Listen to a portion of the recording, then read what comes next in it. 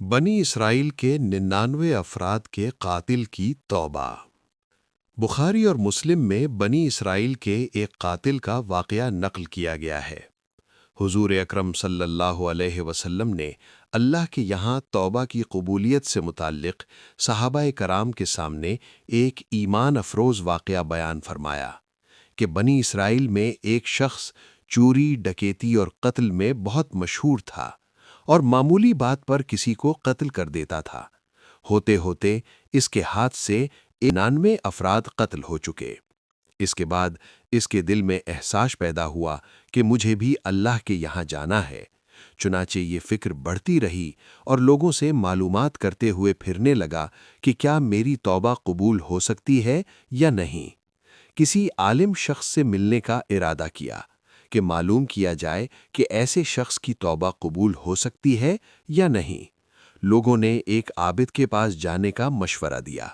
اس نے جا کر پوچھا کہ کیا میری توبہ قبول ہوگی جبکہ میں نے 99 انسانوں کو قتل کیا ہے؟ عابد کو علم نہ تھا۔ اس نے کہا تیری توبہ قبول نہیں ہوگی۔ اس شخص نے غصے میں آ کر اسے بھی قتل کر کے 100 پورے کر دیے، مگر اس کے دل میں تردد باقی رہا کہ مغفرت کی کوئی صورت ہوگی۔ اس نے پھر لوگوں سے پوچھا کہ سب سے بڑا عالم کون ہے؟ آخر ایک عالم کا پتہ ملا۔ وہ اس کے پاس گیا اور اپنی زندگی کا حال سنایا اور 100 قتل کا ذکر کیا اور پوچھا کہ کیا میری توبہ قبول ہو سکتی ہے؟ عالم نے کہا اللہ کی رحمت بہت وسیع ہے، تیرے گناہ معاف ہو سکتے ہیں۔ پھر اس نے مشورہ دیا کہ ایک جگہ جا کر اللہ کے نیک بندوں کے ساتھ عبادت کرو اور توبہ کرو، انشاءاللہ مغفرت ہو جائے گی۔ وہ شخص روانہ ہوا مگر راستے میں ہی اس کی موت آ گئی۔ اب رحمت اور عذاب کے فرشتے آئے۔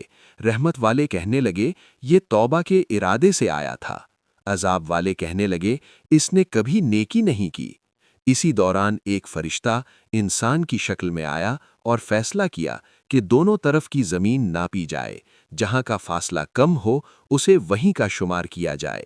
چنانچہ ناپنے پر معلوم ہوا کہ عبادت والی زمین ایک بالشت قریب ہے۔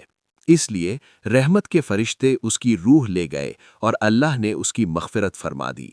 ایک روایت میں آتا ہے کہ وہ سینے کے بل گھسیٹتا ہوا آگے بڑھ رہا تھا۔ حدیث قدسی میں ہے کہ اللہ اپنے بندے کے گمان کے مطابق ہوتا ہے اور بندے کی توبہ سے بہت خوش ہوتا ہے۔ جو ایک بالشت قریب آئے اللہ ایک ہاتھ قریب ہو جاتا ہے، اور جو چل کر آئے اللہ دوڑ کر آتا ہے۔ اس واقعے سے معلوم ہوا کہ سچی توبہ کرنے والا اللہ کے یہاں مقبول ہوتا ہے۔ ہمیں بھی مایوس نہیں ہونا چاہیے بلکہ اللہ کی رحمت سے امید رکھ کر توبہ کرنی چاہیے۔ اللہ ہمیں عمل کی توفیق عطا فرمائے۔ آمین یا رب العالمین۔